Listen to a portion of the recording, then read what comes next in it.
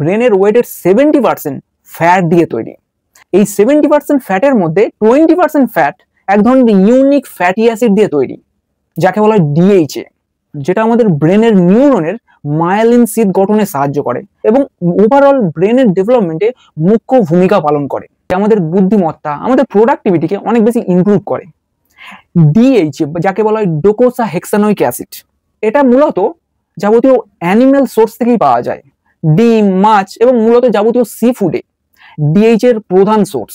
হ্যাঁ, প্ল্যান্ট সোর্সে থাকে, যেমন ফ্ল্যাক্সিড, চিয়া সিড, আরো কিছু প্ল্যান্ট সোর্সে এই ডিএইচএ পাওয়া যায়, কিন্তু এটা ডিএইচএ অ্যাক্টিভ ফর্মে থাকে না, ইনঅ্যাক্টিভ ফর্ম বা এএলএ আলফা লিনোলেইক অ্যাসিড ফর্মে থাকে। যখন আমরা এই প্ল্যান্ট বেসড প্রোডাক্টগুলো কনজিউম করি তখন আমাদের শরীরে এই এএলএটা ডিএইচএ তে কনভার্সন হয়। সমস্যাটা হলো এই যে এএলএ থেকে ডিএইচএ এর কনভার্সন রেটটা খুবই কম। তাহলে বুঝতেই পারছো প্ল্যান্ট প্রোডাক্ট ডিএইচএ এর কিন্তু গুড সোর্স নয়। এটা কিন্তু ভেজিটেরিয়ান ডায়েটের বলতে পারো একটা ড্রব্যাক।